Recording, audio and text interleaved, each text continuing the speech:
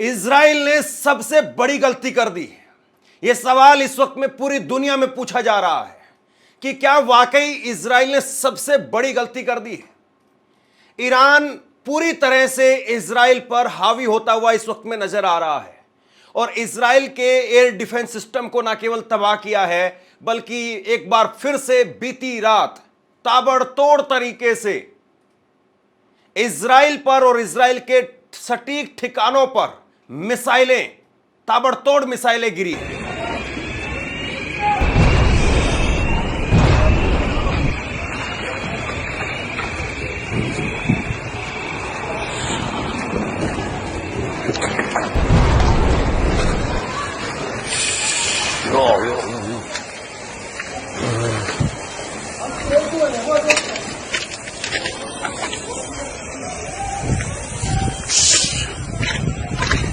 Iran की ballistic missile वो सीधे निशाना लगा रही है और इजराइल के रहोवोट स्थित वाइजमैन इंस्टीट्यूट ऑफ साइंस पर आज रात ईरानी मिसाइल ने सीधा हमला किया और एक प्रयोगशाला आग लग गई। एक कैंपस का हिस्सा पूरी तरह से क्षतिग्रस्त हो गया।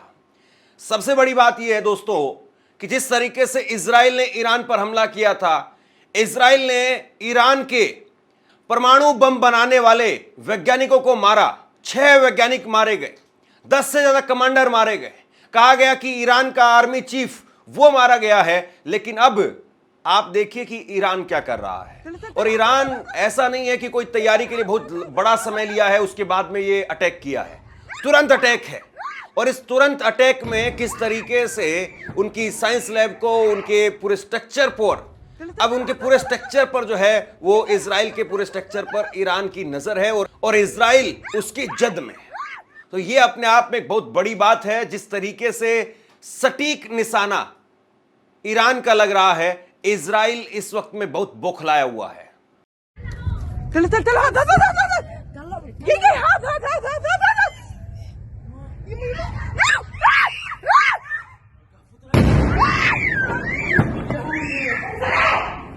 ये तस्वीरें हैं इजराइल के हाइफा बंदरगाह की।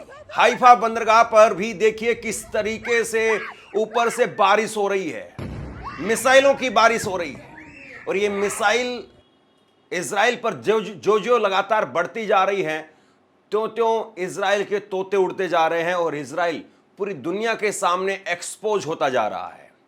आगे मैं इस खबर में आपको बताने वाला हूं बहुत डिटेल में, लेकिन सबसे पहले अभी जो तस्वीरें निकल करके सामने आई है उसी पर केवल चर्चा कर रहे हैं। हाइफा शहर, वहां पर अगर इस तरीके की मिसाइलें बरस रही हैं तो आप ये मान करके चलिए कि रणनीतिक लिहाज से इजराइल को एक बहुत तगड़ा झटका यहां पर लगता हुआ नजर आ रहा है।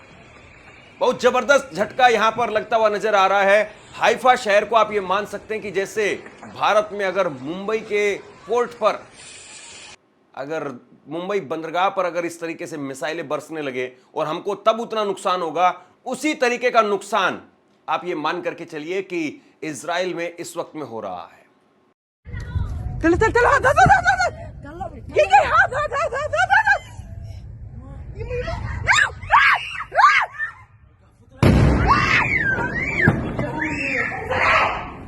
ईरान ने जिस तरीके से अटैक किया है और ईरान की बैलिस्टिक मिसाइल सीधे जो आकर के हमला कर रही है, उसके बाद में निश्चित तौर पर इजराइल के लिए एक अपने आप में बहुत बड़ा यहां पर सवाल खड़ा हो गया है कि कैसे वो अपने आप को बचाएगा।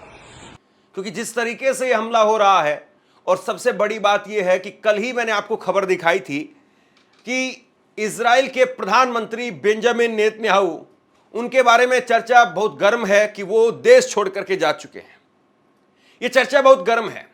उनके हवाई जहाज को, जो सरकारी हवाई जहाज है जो अमेरिका से खरीदा गया, उनके हवाई जहाज को एयरपोर्ट से निकलते हुए देखा गया है। अब एयरपोर्ट से निकल करके हवाई जहाज कोई ऐसा तो नहीं है कि सब्जी लेने के लिए गया है या दूध बांटने के लिए गया है। और प्रधानमंत्री का हवाई जहाज निकलने का मतलब क्या होता है हम सब जानते हैं। और कोई भी प्रधानमंत्री अपने जहाज को ऐसे ही बाहर नहीं भेजता है। तो क्या वाकई नेतन्याहू इस वक्त में इजराइल में है या नेतन्याहू निकल चुके हैं? खबर तो यहां तक है कि नेतन्याहू ग्रीस में हैं। अगर ऐसी हालत है या नेतन्याहू सेफ हाउस में चले गए हैं, बंकर में चले गए हैं, तो फिर उसके बाद में तो फिर क्या ही कहा जाए। अभी हाल में अगर बात करें तो बीते कई घंटों से नेतन्याहू की कोई नई तस्वीर नहीं आई है कि वो अपने सैनिकों से मिल रहे हों या किसी मीटिंग का हिस्सा ले रहे हों। ऐसी कोई तस्वीर मैंने नहीं देखी है। आमतौर पर वो ऐसा करते रहे हैं कि जब भी कोई इस प्रकार का हमला होता है तो या तो सैनिकों से मुलाकात करते हैं या फिर वो मीटिंग में हिस्सा लेते हुए विजुअल जो है वो बाहर आते हैं। लेकिन अब की बार ऐसा कुछ भी नहीं हो रहा है। और उसके बाद में जो ये हमला हो रहा है, इसके बाद में तो क्या ही कहा जाए। ऐसा लगता है कि पूरा इजराइल एक तरीके से खंडर में तब्दील करने की ईरान कसम खा चुका है।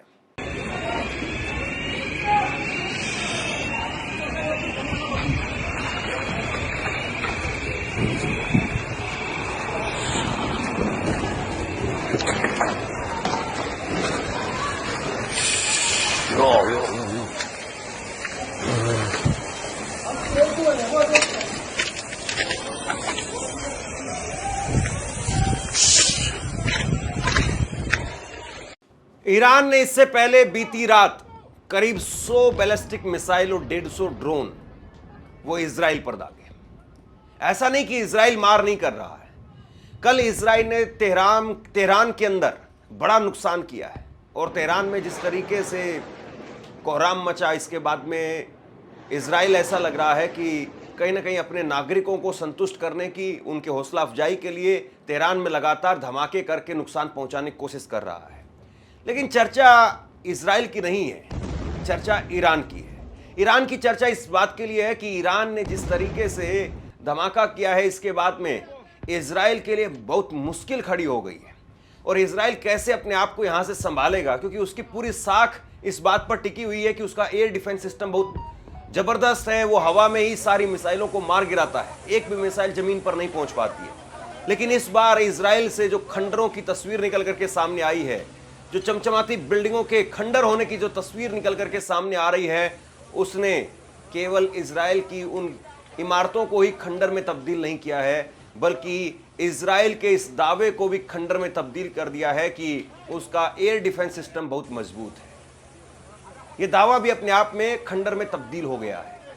नेतन्याहू इसी बात से परेशान है कि अगर उनका एयर डिफेंस सिस्टम वो भी काम नहीं कर रहा, तो सैन्य क्षमता में अगर आप देखें तो इजराइल कहीं नहीं ठहरता है ईरान के मुकाबले। तो अब ऐसे में सवाल यही है कि इजराइल कैसे अपना बचाव करेगा और कैसे नेतन्याहू जो है वो अपनी सरकार को बचाएंगे। क्योंकि इस वक्त में ना केवल पूरी दुनिया में बल्कि उनके खुद के अपने देश में, इजराइल में नेतन्याहू का, बेंजामिन नेतन्याहू का जबरदस्त विरोध हो रहा है। और लोग कह रहे हैं कि पूरी दुनिया को एक आदमी की सनक वो लगातार युद्ध की तरफ धकेल रही है। और ऐसे में सबसे बड़ा सवाल यही है कि क्या वाकई ईरान इजराइल पर भारी पड़ सकता है? क्या ईरान इजराइल को तबाह कर देगा? यह इस वक्त में सबसे बड़ा सवाल है।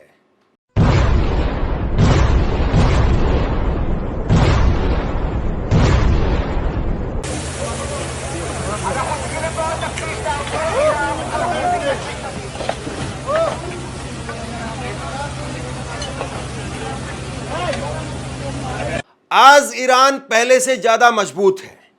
इजराइल नहीं रोक पाएगा ईरान का परमाणु कार्यक्रम, यह भी कहा जा रहा है। ईरान का परमाणु कार्यक्रम दशकों में बना है, यह कुछ चुनिंदा वैज्ञानिकों पर नहीं टिका है। उसी तरह से ईरानी सेना और रिवोल्यूशनरी गार्ड्स भी सिर्फ कुछ वरिष्ठ अधिकारियों पर निर्भर नहीं है कि उनके हटने से पूरी सैन्य संरचना ढह जाए। प्रमुख अधिकारी जैसे chief of staff Mohammad Bagheri और रिवोल्यूशनरी गार्ड्स के कमांडर हुसैन सलामी मारे गए हैं, लेकिन उनकी जगह लेने के लिए नए नेता पहले से भी तैयार हैं। ये सभी उसी व्यापक तंत्र से निकले हैं जिसने ईरान का परमाणु बुनियादी ढांचा खड़ा किया है। अब दो बातें यहां पर समझने वाली है। यह बात सही है कि ईरान में जबरदस्त नुकसान हुआ है। ईरान आर्मी के chief of staff Mohammad Bagheri वो मारे गए, और दूसरी तरफ जो उनकी रिवोल्यूशनरी गार्ड्स की कोर कमांडर हैं वो भी मारे गए हैं। लेकिन यह सही है कि कोई भी एक बड़ा कमांडर अगर मरता है तो उसके पीछे के अफसर, जो सीनियर अफसर होते हैं, वो तैयार होते हैं उस पोस्ट पर जाने के लिए। ऐसा नहीं है कि कोई एक बड़ा अफसर मारा जाता है, कोई एक बड़ा नेता मारा जाता है तो उसके बाद में पूरा देश सूना हो जाता है। युद्ध में सेनापति कई बार मारे जाते हैं, लेकिन जैसे ही सेनापति मारे जाते हैं उसके बाद में तुरंत दूसरे व्यक्ति को सेनापति नियुक्त कर दिया जाता है। तो पूरा सिस्टम ऐसा नहीं है कि कुछ लोगों को मार करके या कुछ वैज्ञानिकों को मार करके इजराइल ईरान के घुटने टिकवा देगा, ऐसा दिखाई नहीं दे रहा है। अब सबसे बड़ा सवाल यह है कि अगर अमेरिका और ईरान किसी नए समझौते की दिशा में बढ़ते हैं जिससे अमेरिका का ईरान को भविष्य के इजरायली हमलों से सुरक्षा की गारंटी दे, तो इजराइल की प्रतिक्रिया क्या होगी? यह मसला नेतन्याहू और ट्रंप के बीच में नए टकराव की वजह बन सकता है।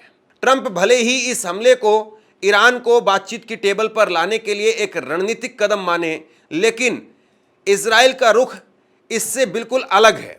उसका मानना है कि ईरान से कोई समझौता नहीं होना चाहिए, बल्कि ऐसी हकीकत बननी चाहिए कि जिससे कोई समझौता जरूरी ही ना हो, क्योंकि ईरान के पास में परमाणु कार्यक्रम बचे ही नहीं। दो बातें यहां पर और समझने वाली है। एक तरफ जो है वो इजराइल चाहता है कि ईरान के साथ में कोई समझौता ना हो, और इसीलिए जब वार्ता होनी थी, बातचीत होनी थी, और बातचीत होने के ठीक एक दिन पहले इजराइल की तरफ से ईरान पर हमला कर दिया गया, क्योंकि वो चाहता ही नहीं है कि कोई बातचीत हो और उसके बाद में ईरान अपने परमाणु हथियार बनाते रहे। और जैसे ही वार्ता की बात आई, जैसे ही वार्ता का दिन आया, इजराइल की तरफ से उठा करके एक बड़ा हमला किया गया जिसमें कई परमाणु साइंटिस्ट और कमांडर्स जो है वो मारे गए। दूसरी तरफ अमेरिका चाहता है, अमेरिका ये कोशिश में लगातार लगा हुआ है, डोनाल्ड ट्रंप इस बात में लगातार लगे हुए हैं कि कहीं ना कहीं किसी न किसी तरीके से इन दोनों देशों के बीच में एक समझौता करवा दिया जाए और अपनी साख जो है उसमें बढ़ाई जाए। लेकिन इजराइल इस बात को बिल्कुल नहीं चाहता, और इजराइल इस बात में ट्रंप से भी फिर खफा हो सकता है, यह भी कहा जा रहा है। अब तक ईरान की जवाबी कार्रवाई ड्रोन हमलों तक सीमित रही है। उसने इराक की शिया मिलिशियाओं या लेबनान के हिजबुल्लाह को अमेरिका या अरब देशों पर हमला करने के लिए नहीं उकसाया। शायद यह संकेत है कि वह इस टकराव को फिलहाल केवल इजराइल और ईरान के बीच में ही रखना चाहता है, लेकिन अगर हमले बढ़ते हैं या शासन के भीतर अस्थिरता पैदा होती है तो तस्वीर बदल सकती है। इजराइल बहुत कोशिश कर रहा है कि वो सीधे ईरान पर ही अटैक करे, और ईरान पर अटैक करके वहीं पर जो है वो चीज़ों को तितर बितर कर दे और बाकी पार्टनर्स को इसमें इन्वॉल्व ना होने दे। ये इजराइल की कोशिश है। लेकिन ईरान भी इस वक्त में कम नहीं है, और ईरान जिस तरीके से जवाब दे रहा है, ईरान के जो जवाबी हमले इस वक्त में निकल करके सामने आ रहे हैं, वो बता रहे हैं कि ईरान को कम आंकना वो इजराइल की सबसे बड़ी भूल साबित होगी। इजराइल भी अब तक ऐसे कदम उठा रहा है जो अमेरिका को सीधे युद्ध में न घसीटे। अभी के हमले सिर्फ सैन्य और परमाणु प्रतिष्ठानों पर केंद्रित हैं, नागरिक ढांचों को छोड़ दिया गया है, लेकिन ईरान के भीतर जनता में असंतोष न फैले। इसी तरह इजराइल की नीति अब सिर्फ सैन्य कमांडर्स को निशाना बनाने की रही है, न कि शासन के वरिष्ठ पदाधिकारियों को, यह दिखाने के लिए कि यह गृह युद्ध ईरानी जनता के खिलाफ नहीं है बल्कि उनके सैन्य नेतृत्व के खिलाफ है। कुल मिलाकर के आप इस बात को ऐसे समझिए कि ईरान जो है वो इस वक्त में जो मजबूत हो रहा है, उससे इजराइल के अंदर एक दहशत लगातार पनपती जा रही है। और इजराइल को सबसे बड़ा डर इस बात का है कि कहीं अगर ऐसा हुआ कि उसने अपना परमाणु बम बना लिया तो फिर ईरान किसी के काबू का नहीं रहेगा। हालांकि बहुत लोग ये भी कहते हैं, बहुत सारे विशेषज्ञ ये भी कहते हैं कि उन्होंने अपना परमाणु बम बना लिया है, ईरान अपना परमाणु बम बना चुका है, उसको डिक्लेयर नहीं किया है। लेकिन इजराइल ये मानता है कि नहीं, अभी परमाणु बम पूरा बना नहीं है, और इसीलिए किसी न किसी तरीके से उसको डिस्टर्ब किया जाए, उसके उन ठिकानों पर हमला किया जाए जहां पर परमाणु बम बनाया जा रहा है, उन वैज्ञानिकों को मारा जाए। और इसीलिए बड़ा चुन चुन करके इजराइल उन बिल्डिंगों को लगातार निशाना बना रहा है जहां पर वो साइंटिस्ट रहते हैं। और इस बात में कोई शक नहीं है कि इजराइल ने जिस तरीके से अभी 2 दिन पहले अटैक किया, बिल्कुल एक रिहायशी इलाके में से सिर्फ एक बिल्डिंग को चुन करके टारगेट किया, उसके बाद में पूरी दुनिया में एक मैसेज चला गया कि हां वाकई टेक्नोलॉजी तो है इजराइल के पास में। लेकिन इजराइल इस टेक्नोलॉजी के नाम पर इतना गुमान में था कि उसको इस बात का अंदाजा ही नहीं रहा कि ईरान अगर कहर बरपाने पर आया तो फिर उसके बाद में उसका क्या होगा। और ईरान ने जिस तरीके से कहर बरपाना शुरू किया, ईरान की मिसाइलें जिस तरीके से फिर इजराइल के अलग अलग ठिकानों पर, इजराइल की राजधानी तेल अवीव में जिससे फटने लगी, उसके बाद में पूरी दुनिया देखती रह गई।